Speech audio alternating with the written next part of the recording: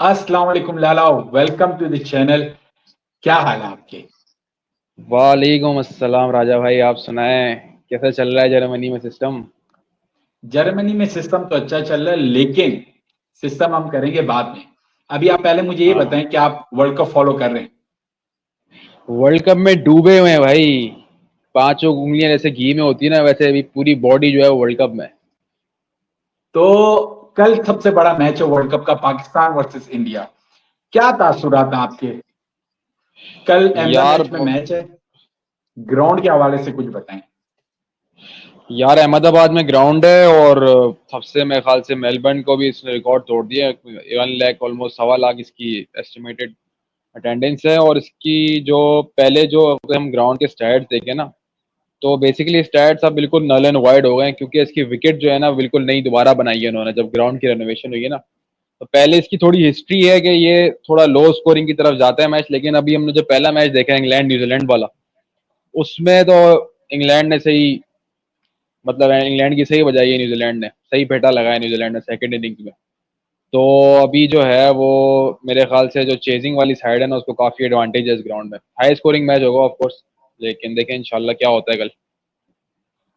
अच्छा लाला, पिछले साल हमने देखा था कि वेस्ट इंडीज आई थी इसी ग्राउंड में, और इसी ग्राउंड में वेस्ट इंडीज ने, ओडीआईस की मैं बात कर रहा हूँ, तो काफी लो स्कोरिंग मैचेस हुए।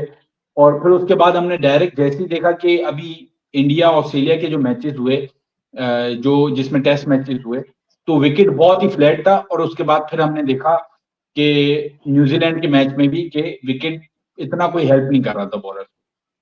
लेकिन एक चीज ये कि दोनों टीमों के लिए ये विकेट नहीं होगी। इंडिया ने भी इस पिच पे इतना नहीं खेला हुआ, और पाकिस्तान ने तो इंडिया में नहीं खेला हुआ। तो आपको हाँ, लगता है क्या ग्राउंड में इंडिया को होम एडवांटेज पिच की वजह से होगा?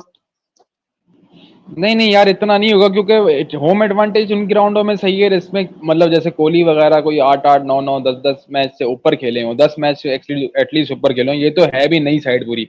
शुभमन गिल वगैरह और ये मिडल ऑर्डर शेरियास अय्यर ये इतना खेले हुए भी नहीं है। तो होम का ग्राउंड का इतना एडवांटेज नहीं है। हाँ, बाकी क्राउड वगैरह का, लेकिन पिच के रिलेटिव अगर हम बात करें ना, तो कोई इतना फर्क है नहीं, क्योंकि बैटिंग विकेट है तो इतना कोई फर्क पड़ता नहीं है इस चीज से, दोनों के लिए सेम है। अजय लाला, आपने प्लेयर्स के नाम लिए, तो मैं आपसे ये पूछना चाहूंगा कि आपके दोनों टीम में की प्लेयर्स कौन से हैं? भाई इंडिया की तरफ से अगर देखें तो सबसे पहले रोहित शर्मा, उसके बाद कोहली, और दो बॉलर्स मेरी नज़र में कुलदीप यादव और बुमराह। लाला, आपने रोहित शर्मा का नाम लिया, ठीक है, बड़े प्लेयर हैं, लेकिन अभी की करंट फॉर्म को देखा जाए तो केएल राहुल की प्लेयर आपको नजर नहीं आ रहे? केएल राहुल अच्छा है, लेकिन मुझे लगता ही है कि अभी तो वो खैर वन डाउन आ रहा है। मुझे याद है T20 वर्ल्ड कप में उसने ओपन किया था, तो वो सिर्फ शाहीन ने उसको, आपको याद होगा, बोल्ड मारा था। वो लेफ्ट आर्मर में बहुत फंसता है। उस एज से लगता है मुझे, अगर ऊपर से एक विकेट जल्दी गिर जाए ना, अभी चांसेस हैं कि शुभमन गिल भी शायद कल खेले, रोहित शर्मा के साथ ओपन करे। अगर तो वो लेट इन द इनिंग्स आएगा तो शायद वो रन कर पाए अच्छे वाले, जिससे उसने ऑस्ट्रेलिया वाले मैच में किए थे। वो तो खैर सिचुएशन काफी इजी थी, इतना प्रेशर का वो रन चेज नहीं था, 200 का टारगेट था, इतना उसका प्रेशर नहीं था, आप रोक के भी खेल सकते हो। लेकिन अगर वो अर्ली ऑन आता है और शाहीन अफरीदी के सामने आता है, तो इतना फर्क डालेगा नहीं वो। Where on the other hand Rohit Sharma का आपको पता ही है, वो फिर अगर शुरू के 20-30 रन निकाल जाए और फिर एक दफा 50 के बाद वो सेट हो जाए, तो उसकी बड़ी शॉट्स वो खड़े खड़े रन कर देता है। उसको रनिंग की भी जरूरत नहीं है। तो इसलिए मेरी नजर में ना रोहित शर्मा थोड़ा ज्यादा एलिगेंट और एक्सपीरियंस बैट्समैन भी है, कैप्टन भी है उनका। हाँ, ये तो आप ठीक कह रहे हैं कि रोहित शर्मा का दिन हो तो फिर वो विराट कोहली से भी बड़ा बैट्समैन है, अगर उसका दिन वैसे हो। ही है। लेकिन हमने हम्म। रीसेंट पास्ट में देखे कि रोहित शर्मा कोई खास परफॉर्म नहीं कर रहा। अभी अफगानिस्तान मैच में तो आपको पता है, मैच कम, भाईचारा हाँ, और कॉन्ट्रैक्ट वगैरह भाईचारा। ज्यादा चल रहे होते हैं, तो वो हाँ, मजा नहीं आया। वो कोई मजेदार बॉलिंग नहीं थी जो उसने रन मारे, तो ऐसा लगा नहीं कि भाई ये टच में है। ठीक है, ऐसे केएल ही। राहुल की आपने बात करी, केएल राहुल अभी तो फिलहाल कोहली से नीचे आ रहे हैं, टू डाउन आ रहे हैं।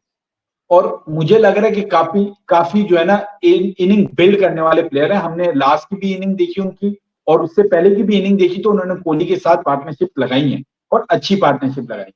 बात करते हैं शुभमन गिल की, मुझे नहीं लगता कि इंडिया डायरेक्टली कल उनको खिला लेगा, क्योंकि इंडिया के लिए पाकिस्तान की फॉर्म देखते हुए कोई बड़ा मैच नहीं कि वो अपना इतना बड़ा प्लेयर जाया कर दें, फौरन डेंगी से उठकर आया और खिला दें। तो मुझे तो लगता है कि ये सुबह श्रेयस अय्यर के साथ ही जाएंगे। अब बात आ अच्छा, जाती है इस पे श्रेयस अय्यर की। लाला, आपको लगता है कि श्रेयस अय्यर की जगह बनती है सूर्य कुमार यादव की जगह? नहीं, सूर्य कुमार यादव को ना उन्होंने ऑस्ट्रेलिया के खिलाफ वनडेज में भी ट्राई नहीं करा। असल में उनके पास वैरायटी इतनी है ना कि फॉर एग्जांपल अगर इस तरह कोई प्लेयर पाकिस्तान में होता ना, तो उसका तो 200% चांस था खेलने का। लेकिन उनके पास स्कूल में इतने लड़के हैं, श्रेयस अय्यर भी वो टेक्निकली बड़ा अच्छा बैट्समैन है और सूर्य कुमार यादव से टेक्निकली ज़्यादा स्ट्रॉन्ग है। हाँ, सूर्य कुमार यादव की एक अलग ब्रांड ऑफ क्रिकेट है, वो अलग किस्म की क्रिकेट खेलता है। लेकिन अभी तो मुझे कोई चांस 0% चांस है कि स्काई खेले कल के मैच। अच्छा अच्छा लाला, अब मैं आपसे पूछूंगा कि पाकिस्तान के 4 की प्लेयर ऐसे बताएं जो आपको लगता है कल के मैच में बहुत इंपॉर्टेंट रोल होने वाला है जिनका। अच्छा, पाकिस्तान के 4 प्लेयर में सबसे पहले आ गया अब्दुल्ला शफीक, क्योंकि वो लड़का टेक्निकली बहुत तगड़ा है, टेस्ट क्रिकेट खेला हुआ है और मुझे लगता है कि वो प्रेशर हैंडल मतलब बहुत ही कंपोज प्लेयर है। वो आप उसको कभी बैटिंग करते हुए देखें, ज़्यादा डिस्ट्रैक्ट नहीं होता वो। उसके बाद रिजवान की तो फॉर्म ही लगी हुई है। वो बात इसमें होगी कि वो क्योंकि उसकी एक ये जो अपना लेग वाला स्क्वायर लेग मिड विकेट वाला जो चप्पू चलाता है, वो ऑफ स्टंप की भी बॉल को खेल देता है, वो उसका रिलीज शॉट है। वो इन विकेटों पे ज्यादा अच्छा लगता है वो, इसलिए उससे रन भी हो रहे हैं, स्पिनर्स पे भी अच्छा खेलता है। तीसरा आप आ जाए मेरे हिसाब से सऊद शकील, क्योंकि मुझे लगता है कि पाकिस्तानी बैटिंग जो है अगर वो तगड़ी चल जाए और सऊद शकील अगर खड़ा हो जाए, पार्टनरशिप लगा ले एक मिडल ऑर्डर में, क्योंकि वो बहुत बिजी प्लेयर है, आते के साथ ही वो प्रेशर आने नहीं देता अपने ऊपर, स्वीप पे निकाल के सिंगल डबल लगा रहता है, एक बिजी प्लेयर है। और आखिरी सबसे इंपॉर्टेंट जो है वो कल के मैच के लिए मैं समझता हूँ कि शादाब खान का चलना बहुत जरूरी है। अगर शेडी विकेट निकाल जाता है 3-4, क्योंकि पाकिस्तान की स्पिन बिल्कुल ऑफ फॉर्म चल रही है, अगर कल शेडी चलेगा तो पाकिस्तान जीतेगा, ये एक बिल्कुल बॉटम लाइन है। अच्छा लाला, आपने आपने लिए 4 नाम। मैं इन 4 नाम से अलग थोड़े 4 नाम लूंगा। आपने 2 बहुत ही यंग प्लेयरों के नाम दिए जिनके मेरे ख्याल में 2-2 3-3 मैचेस हैं। तो मैसी मैं अभी उन पे इतना ज्यादा रिलाय नहीं करूंगा क्योंकि उन्होंने अभी तक इंडिया के खिलाफ प्रेशर मैच नहीं खेला हुआ। तो मैं जाऊंगा एक्सपीरियंस के साथ।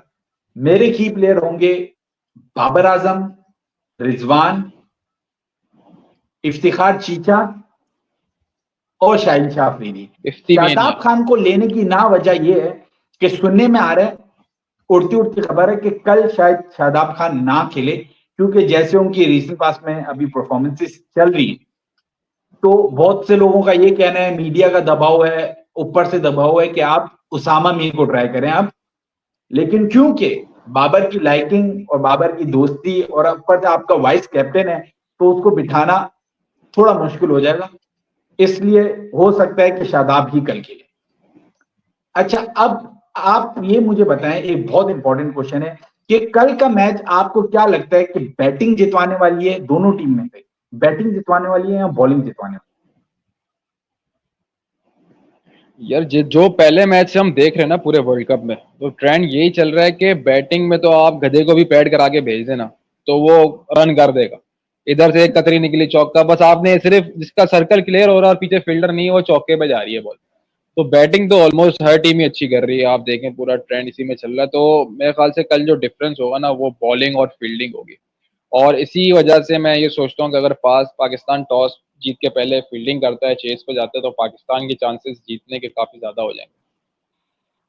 है? हाँ, एक और चीज इसमें ऐड हो जाती है ना कि अगर पाकिस्तान चेस पे जाएगा तो ये नहीं होगा कि कोहली को उनको आउट करना पड़ेगा चेस के लिए, क्योंकि चेस पे आपको पता है वो तो किंग है। पता ही, तो चेस पे उससे किंग बड़ा है प्लेयर भाई, हमने अभी देखा नहीं है इस एरा में। बहरहाल, ऐसे ही। बात आपने की कि बॉलिंग ज्यादा इंपॉर्टेंट होगी, तो आपने बॉलिंग की बात करी है, तो मैं बॉलर्स पे आऊंगा दोनों टीमों के। देखें, वहां से स्पिन को लीड करेंगे मिडिल ओवर्स, आपने कहा कि बहुत इंपॉर्टेंट होंगे, तो वहां से स्पिन को लीड करेंगे कुलदीप यादव जो कि बहुत अच्छी फॉर्म में है। और यहां से बहुत तगड़ा लीड चल रहा करना है अगर शादाब खेलने तो शादाब खान। अब आप मुझे ये बताएं, इन दोनों का कंपैरिजन करें तो शादाब खान जो है वो बहुत रन लीक कर रहे हैं, विकेट्स भी ले रहे हैं। On the other hand Kuldeep economy भी बहुत अच्छी है उनकी, विकेट्स भी ले रहे हैं, एवरेज भी जबरदस्त। तो आप मुझे ये बताएं कि शादाब खान फंस कहां पे रहे? अच्छा, शेडी का अगर हम रनअप देखें और कुलदीप यादव का दोनों का रनअप और फॉलो थ्रू देखें ना, तो हमेशा ये बात याद रखें कि ऑफ स्पिनर जो है ना, ऑफ स्पिनर तब कामयाब होता है जब वो विकेट के दूर से आगे बॉल करता है, क्योंकि उसका बॉल ब्रेक होके अंदर आएगा। और लेग स्पिनर हमेशा तब कामयाब होता है अगर उसने ब्रेक कराना है बॉल। फ्लिपर तो वाइड ऑफ द स्टंप भी कर सकता है, लेकिन जब वो विकेट के करीब से करेगा ना बॉल, तब उसका बॉल सीधा पड़ के ब्रेक होने के ज्यादा चांसेस है। और शादाब और कुलदीप दोनों रिस्ट स्पिनर है, तो उन दोनों का अगर दोनों विकेट के करीब से आगे करेंगे तो दोनों को ज्यादा फायदा है, जो कि शादाब खान अभी नहीं कर रहा। उसका आप रनअप देखें, वो विकेट के बहुत दूर से आके बॉल कर रहा है, जिसकी मेन वजह ये है कि वो अब तेज तेज T20 खेल खेल के वो तेज तेज मारने की आदत हो गई है कि मार से बचे, मार से बचे। तो जब विकेट के दूर से फ्लिपर मारते हैं, बॉल स्केट करता है, वही कट पे फंसाने की कोशिश कर रहा है वो। तो वो लेंथ ना इन विकेट्स पे नहीं चलेगी, क्योंकि इंडियन विकेट्स आपको थोड़ा हेल्प देती है, थोड़ा ब्रेक देती है। बॉल ड्राई विकेट्स में बॉल फंस के भी आता है। तो अगर विकेट के सामने से बॉल कराएगा वो और स्टंप्स के करीब से ये करेगा, तो उसका गूगली भी इफेक्टिव होगा और बॉल ब्रेक होकर बाहर जाके चांसेस भी है। वेरस कुलदीप को आप देखें, उसने अपना रनअप भी चेंज किया है, थोड़ा जंप भी है उसके एक्शन में, और वो विकेट के बहुत से करीब आगे ब्रेक कराता है, जिससे उसको फायदा मिलता है। बिल्कुल ठीक कह रहे हैं आप, बहुत अच्छी एनालिसिस।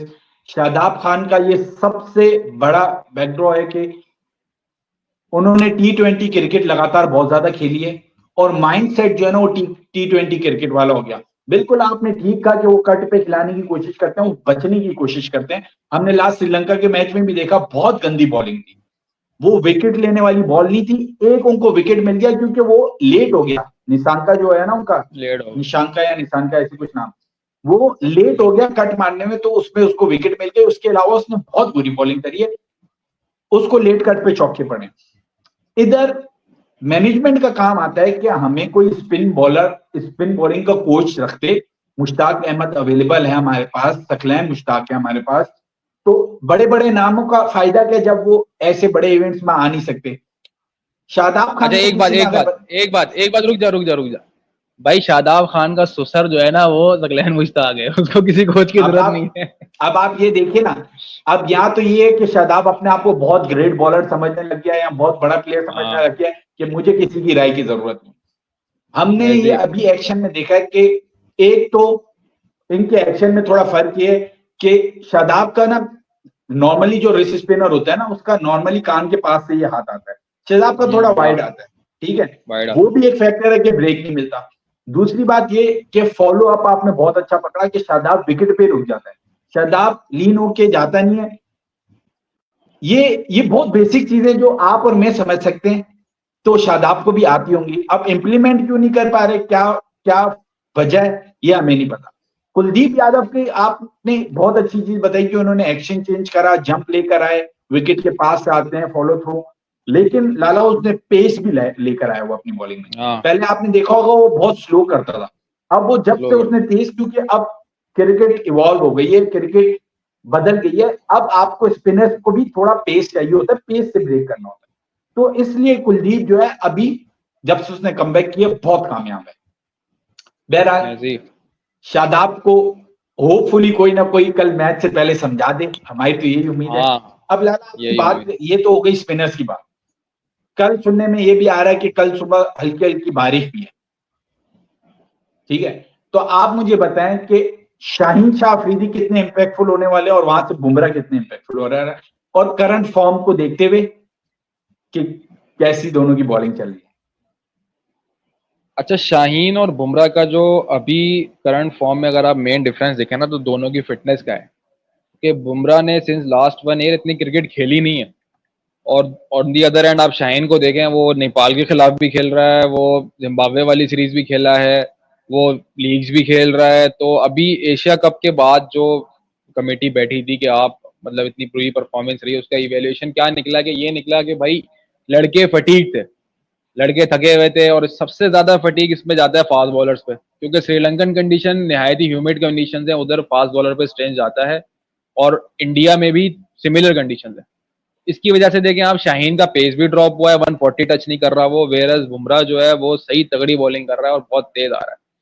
सिर्फ बुमराह का अगर आपने इसमें जो इंजरी के बाद वापस आया, इसमें एक और चीज नोट की होगी कि बुमराह पहले अंदर इसके एक्शन जो है वो एक तो बहुत डिफरेंट एक्शन है, पाकिस्तानी बॉलर्स ने इतना खेला भी नहीं है बुमराह को, तो वो थोड़ा चैलेंजिंग होगा। और उसका अंदर बॉल बहुत अच्छा आता था पहले, लेकिन अब उसके जब से फिटनेस के बाद वो वापस आया, उसका बॉल बाहर भी सीधा रह के अच्छा निकल रहा है, तो वो बहुत पाकिस्तानी बैट्समैन को मतलब टेक्टिकली खेलना होगा उसको। और शाहीन शाह अफरीदी का अगर हम पहले बॉलिंग करते हैं, उसमें ये फायदा हो जाएगा कि अगर थोड़ा ऊपर सुबह के टाइम लिटिल शावर्स अगर एक्सपेक्टेड है, वो वेदर में आ रहा है, कि उसको स्विंग अच्छा मिल जाएगा और वो लेंथ से ही बॉल करे, आगे फुल जो यॉर्कर एक्सपेरिमेंट वाली उस पे ना जाए, क्योंकि वो विकेटें हैं नहीं, इधर गुड लेंथ से ही विकेट मिलेगी शाहीन को। हाँ वही, मतलब स्टंप से इतनी ऊपर हो ना, कल आफरीदी को भी आपने देखा होगा, स्टंप से इतनी फंसा के बॉलिंग करनी है, इसमें आगे से विकेट नहीं मिलेगी। अब मैं शाहीन शाह अफरीदी पे थोड़ा बात करूंगा, मैनेजमेंट की भी इसमें कसूर है बहुत ज्यादा, कि हाँ हाँ। बुमराह अनफिट होता है, बुमराह को 11 महीने लग जाते हैं गेम में वापस आने के लिए। क्यों? क्योंकि उसने प्रॉपर रिकवर किया। On the other hand Shaheen Shah Afridi unfit होते हैं, नी इंजरी उनको होती है, जो कि बहुत ही खतरनाक बॉलर के लिए इंजरी होती है। नी इंजरी उनको होती है, वो अगले एक सीरीज छोड़ के अगले में वापस आए हुए होते हैं, अगले टूर में। फिर अभी भी हम देख रहे हैं कि एक्सपर्ट भी बता रहे हैं कि उनको कुछ ना कुछ मसला है, लेकिन क्योंकि आपके नसीम शाह भी फारिग हो गए हैं, आपके पास बैकअप में भी कोई नहीं है, तो आपका ऑप्शन ही ये है कि आप इसको और इस पे दबाव डालते जाए और इसको प्रेशर देते रहें जब तक ये टूट ना जाए बिल्कुल। ठीक है, दूसरा स्किल्स की भी मैं बात करूंगा, लाला। आप ये देखिए कि शाहीन को जैसे ही पता लगता है कि मुझे अब स्विंग नहीं मिल रहा, तो वो घबरी हो जाता है, वो आ जाए फिर ओवर द विकेट आके वो वाइड बॉल करने लग जाता है, जो कि फिर वही है कि इंडिया की पिचेस पे ये बॉल नहीं चलेगी, कटें पड़ेंगी दबा के, बॉल जिप होके निकलेगा नहीं। तो शाहीन इसलिए यहाँ पे इन पिचेस पे इतना मार खा रहा है, एक तो उसको निगल है, कोई ना कोई प्रॉब्लम है जो उसका पेस ड्रॉप हुआ है, पेस नहीं होगा ऐसी पिचेस पे, तो आपको लेंथ बहुत परफेक्ट रखनी चाहिए, वेरिएशन होनी चाहिए, इतना स्किल्ड है नहीं उसके पास अभी फिलहाल, इतने डेवलप नहीं हुए। On the other hand Bumrah के पास हर चीज है, आपने इन स्विंग की बात करी, आउट स्विंग की बात करी, slow one cutter, yorker perfect, तो बुमराह इस पर कंप्लीट बॉलर है। मैं आपको बताता हूं कि अभी इस साल के जो इनके स्टैट्स चल रहे हैं, एक मिनट दीजिएगा।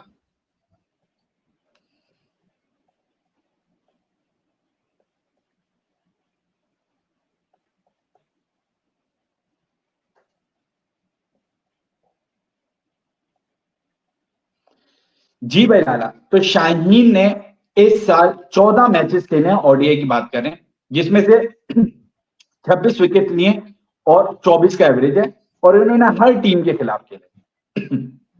On the other hand Bumrah ने आधे मैचेस खेले, 8 मैचेस खेले, 14 विकेट लिए और 19.21 का एवरेज है, वो भी अच्छी टीमों के खिलाफ। अभी करंटली वर्ल्ड कप में बुमराह ने 2 मैचेस खेले हैं, 6 विकेट्स लिए और 12.33 का एवरेज है। इतना कम एवरेज फास्ट बॉलर का इंडिया की पिचेस में, आप सोचें कि वो क्या बॉलिंग कर रहा होगा। On the other hand Shaheen 2 matches में 2 विकेट, 51.50 का एवरेज। तो क्या आपको लगता है कि इन दोनों का अभी कोई कंपैरिजन है?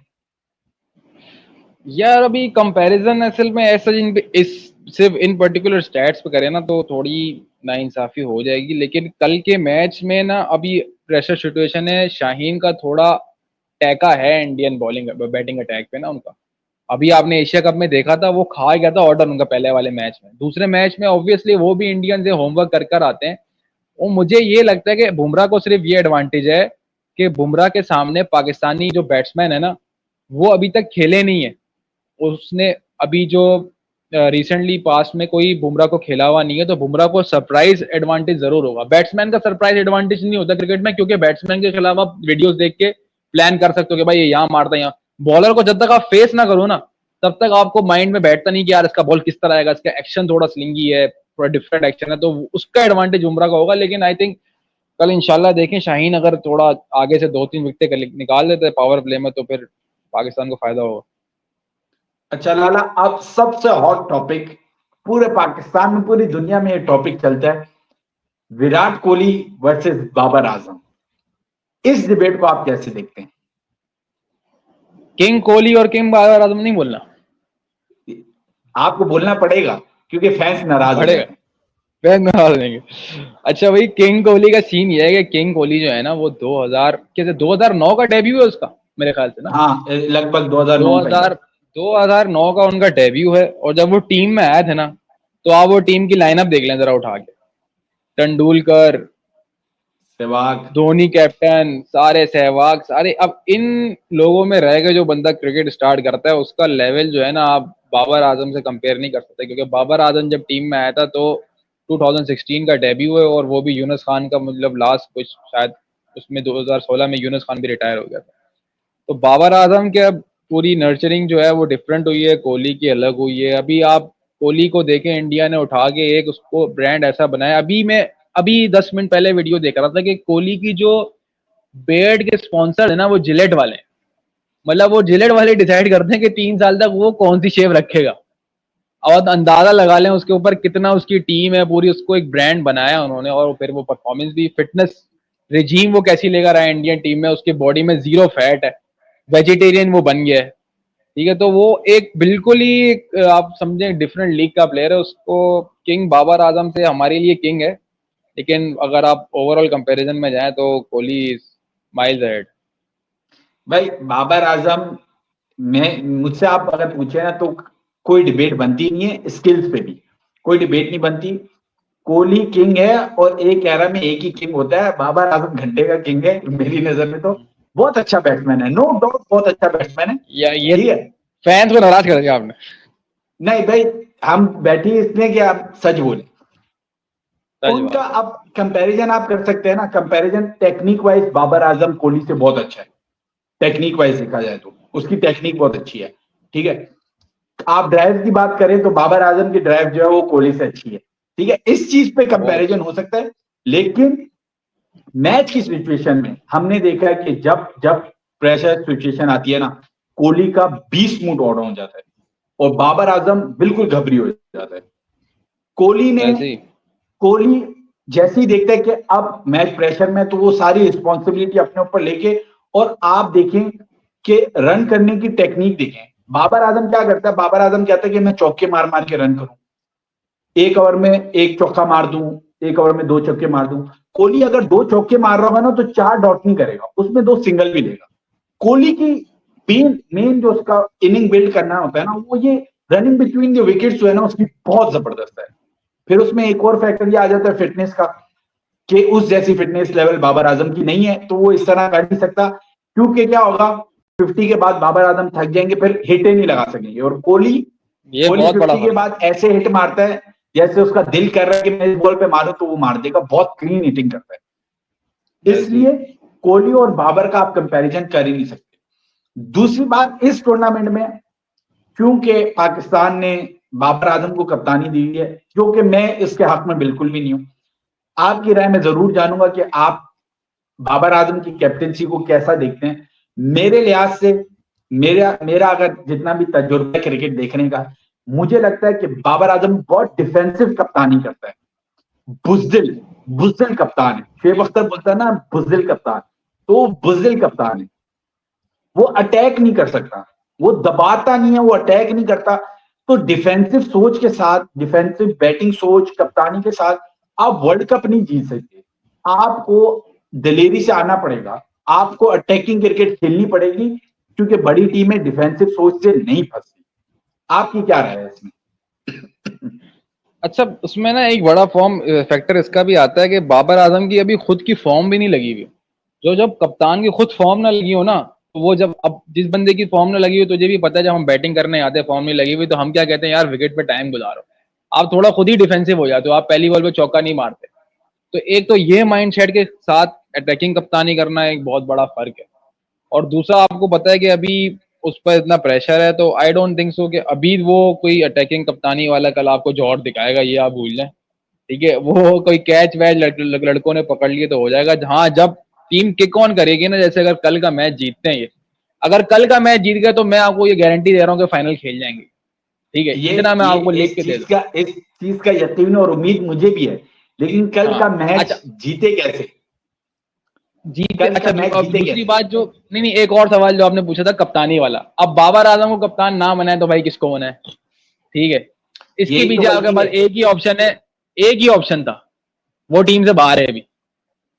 इमाद वसीम। सबका भाई सरफराज भाई, धोखा नहीं देता। हाँ, चलो वो तो वो उसमें भी एक चीज ये होनी चाहिए थी कि अगर आपको सरफराज को स्क्वाड में शामिल नहीं करना था, आप as a captain, as a mentor लेके चले जाते उसको, क्योंकि वो इतना बड़ा कैप्टन रहा है, उसने आपको आईसीसी ट्रॉफी जितवाई है। धोनी को भी तो लेकर आए थे लास्ट टाइम इंडिया वाले, आप लेके जा सकते थे उसे एज अ मेंटोर। खैर, हाँ। सरफराज से काम नहीं निकलवाना उन्होंने, ये बोर्ड के काम है।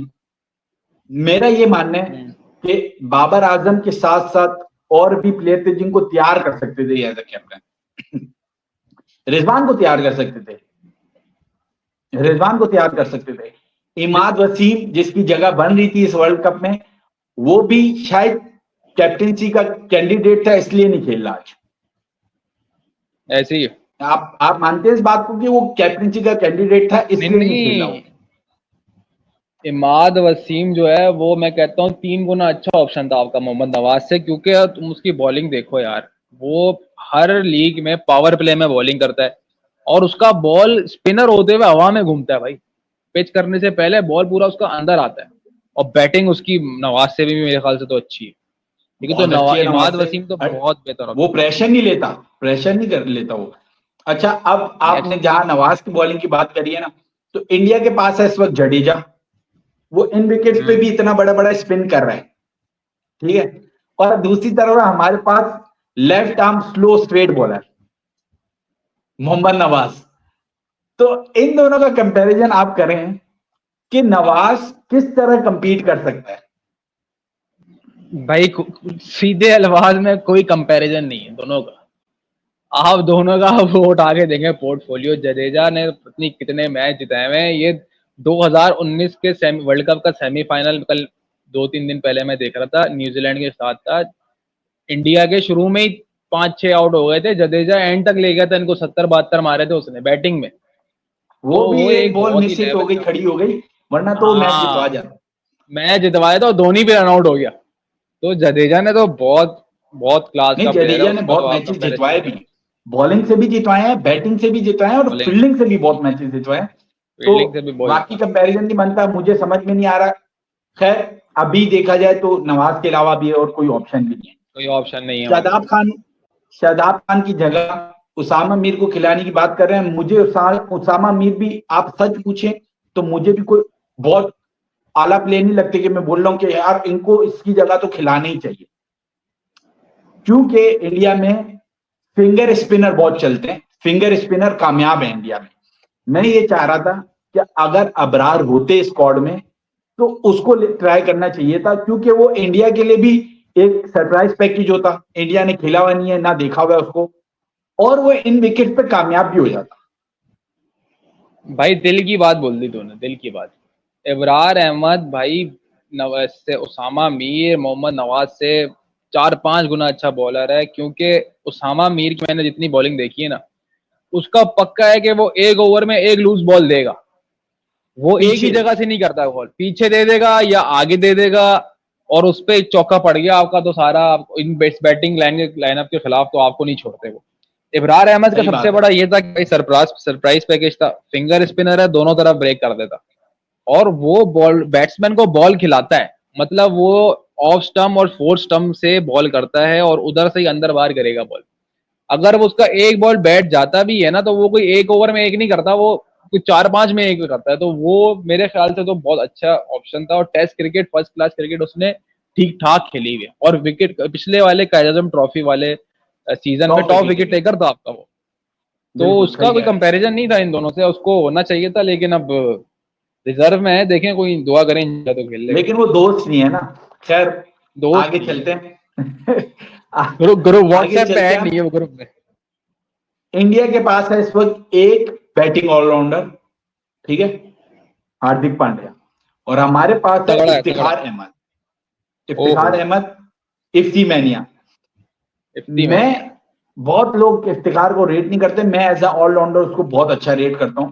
मैं शुरू से अपनी वीडियोस में बोल रहा हूं कि खुदा का वास्ता बाबर आजम, जैसे ऑस्ट्रेलिया मैक्सवेल को इस्तेमाल कर रहे हैं ना बॉलिंग में, उसी तरह same to same Babar Azam भी क्योंकि हमारी बॉलिंग इतनी फ्लॉप चल रही है, इफ्तिखार को खिला सकता है, लेकिन वही माइंडसेट, वही जो बेसिक्स वाले हैं कि हमने कुछ नया नहीं सोचना है, अटैकिंग नहीं खेलनी, हमने बस वो प्लान पे रहना है, वो जो हमारा प्लान शुरू से आ रहा है ना उस पे।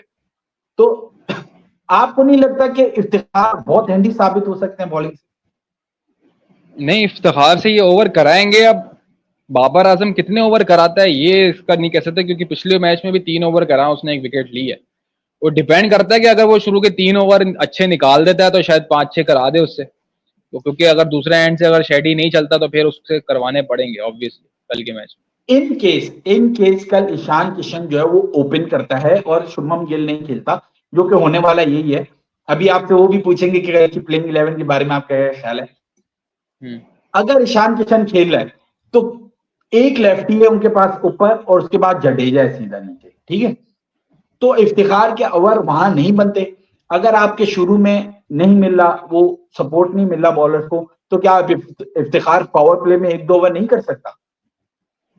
नहीं, मेरे ख्याल से तो कराएगा कल ओवर। अगर शुरू के 4 ओवर में टेम्पो सेट हो गया ना कि ये कोई शुरू के 4 में 30-40 पड़ जाता है और बॉल स्विंग नहीं हो रहा, तो इफ्तिखार पक्का मुझे लगता है कल ओवर कराएगा और खब्बे को निकाल सकता है कल वो इस विकेट पे, क्योंकि वो उसने होपफुली कि बाबर भी ऐसा सोचे जैसा हम लोग सोच रहे हैं। नहीं, करेगा इंशाल्लाह। चले लाला, अब आ जाते हैं स्क्वाड पे। कल का स्क्वाड प्लेइंग 11 आपको क्या लग रही है उस पे बता दें। पाकिस्तान से शुरू करते हैं। पाकिस्तान की तो सेम है, पाकिस्तान की नहीं चेंज होती। इंडिया में शायद शुभमन गिल आ जाए किशन की जगह, बाकी तो कोई किशन की जगह या अय्यर की जगह? सॉरी, अय्यर की जगह। तो दोनों टीमों के स्क्वाड में बता देता हूं आपको कि पहले इंडिया की बात करते हैं। इंडिया ओपन करेंगे रोहित शर्मा और शुभमन गिल। आपको लग रहा है, मुझे नहीं लग रहा कि वो खिलाएंगे। मेरा स्क्वाड ये होगा कि रोहित शर्मा और ईशान किशन ही खेलेंगे। उसके बाद 1 down Virat Kohli, 2 down KL Rahul, 3 down पे श्रेयस अय्यर आएंगे, क्योंकि वो चाह रहे हैं उनको खिलाना, उनके प्लान में आप। और उसके बाद द ग्रेट ऑलराउंडर उनके नेवले हार्दिक पांड्या, रविंद्र जडेजा। अब ये जो स्पॉट है ना जडेजा के बाद, इसमें अब आपको क्या लगता है कि कल अश्विन खेलेंगे, शामी खेलेंगे, या फिर शार्दुल ठाकुर खेलेंगे? इस पे अब आप मुझे बताएं।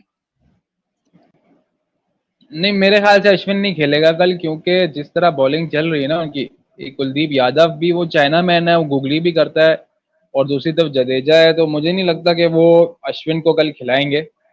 बहुत कम चांसेस है कल खिलाएं वो, क्योंकि अभी 2 मैच खेला भी नहीं है और उसकी जो एज है ना अभी, तो उसमें मैच फिटनेस थोड़ा लेवल डिफरेंट। नहीं, वो तो मैचेस खेला है लाला, वो तो मैचेस खेला है। पहला ऑस्ट्रेलिया के खिलाफ मैच खेला है, उसने विकेट्स लिए हैं। फिर मैचेस तो अश्विन ही खेल रहा है, और तो कोई नहीं खेल रहा।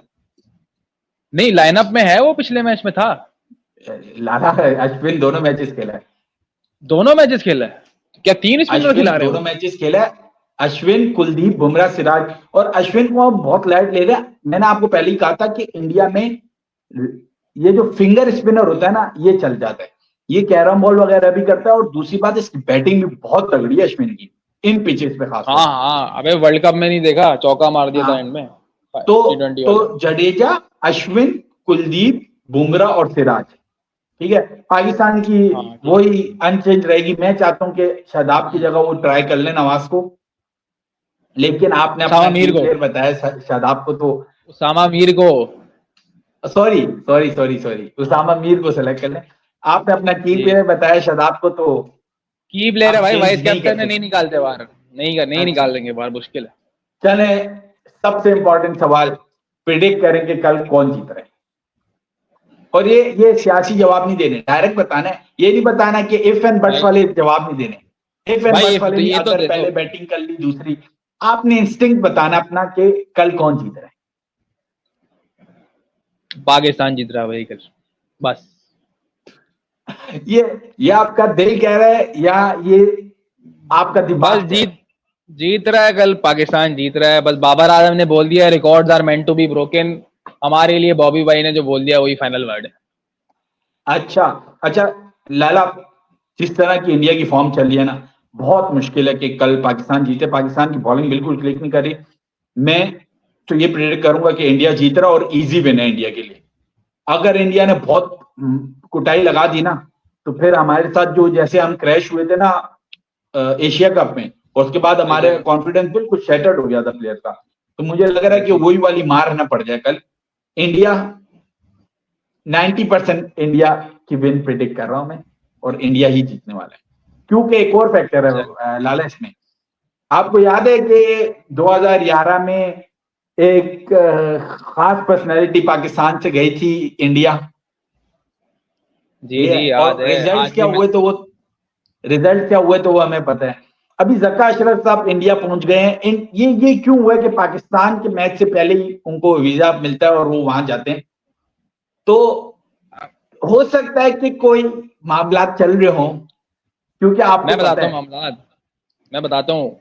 अभी खबर देखी है मैंने, अभी अभी के जका अशरफ के ऑनर में बीसीसीआई ने डिनर होस्ट की है, और उसमें सिर्फ जका अशरफ अकेले हैं पीसीबी की तरफ से।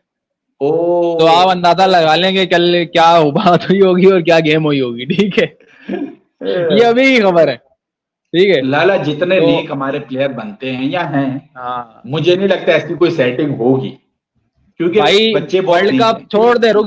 वर्ल्ड कप सेमीफाइनल में तेंदुलकर के 4 कैच छोड़े थे, जिसमें से 2 शाहिद आफरीदी और यूनुस खान ने छोड़े थे, one of the best fielders in Pakistani cricket team.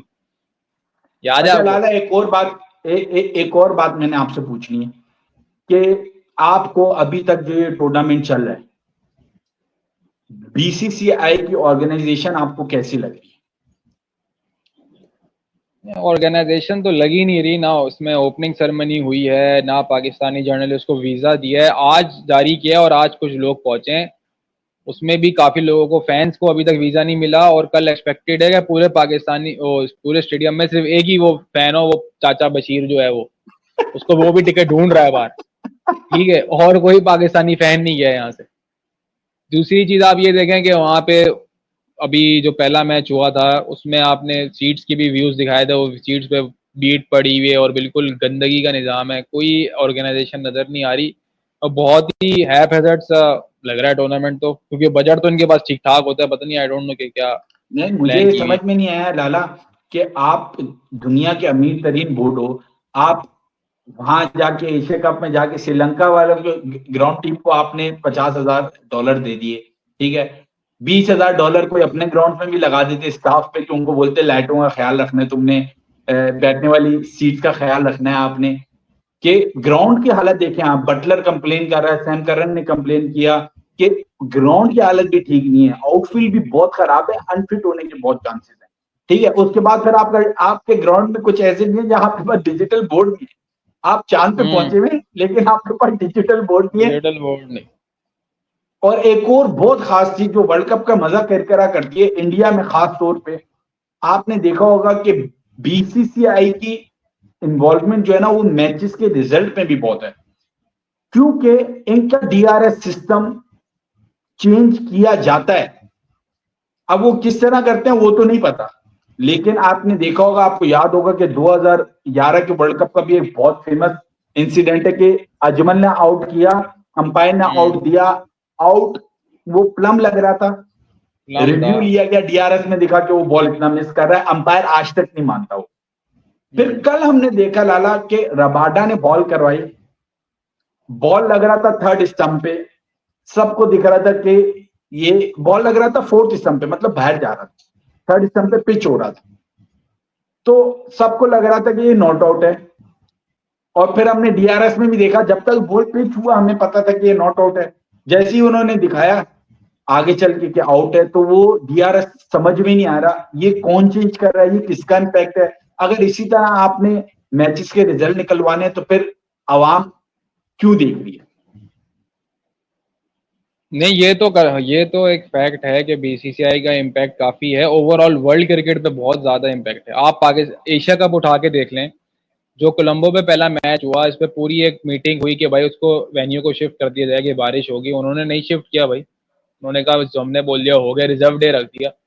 तो बीसीसीआई तो ये, इसमें तो कोई शक की बात है ही नहीं कि वो इन्वॉल्वमेंट नहीं करता ये तो। और स्टीव इसमें तो खुद भी मुंह खुला का खुला रह गया था, सारे एक्सपर्ट सर पकड़ के बैठ गए थे, भाई ये कौन सा डीआरएस बिल्कुल रिव्यू लिया है इन्होंने कि विकेट बिल्कुल पे लग बिल्कुल गया बॉल। बिल्कुल। अच्छा लाला, एक चीज की लेकिन दाद देनी पड़ेगी, इंडियन ऑडियंस की दाद देनी पड़ेगी। जिस तरह से उन्होंने पाकिस्तान को सपोर्ट किया, पाकिस्तानी प्लेयर्स को लग नहीं रहा होगा कि वो पाकिस्तान से बाहर खेलें, लेकिन अभी तक पाकिस्तान की अपोजिशन इंडिया नहीं थी, तो इसलिए सपोर्ट खुला मिल रहा था। अब कल के मैच में देखना पड़ेगा कि इतना सपोर्ट मिलता है कि नहीं मिलता।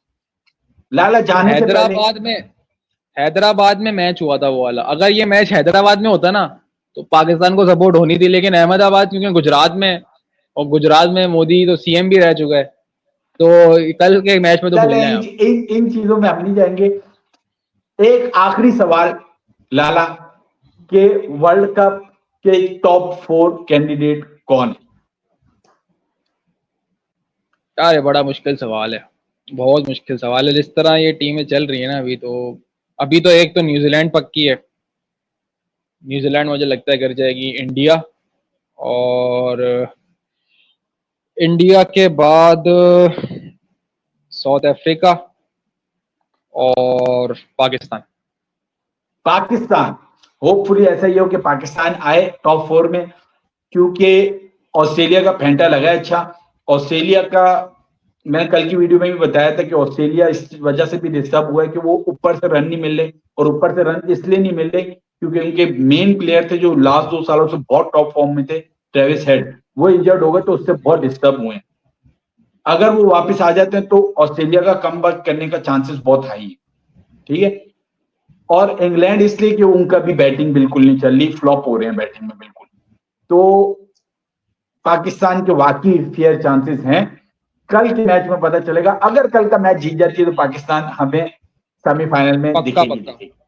लाला बहुत बहुत शुक्रिया, आपसे मिलेंगे कल मैच के बाद।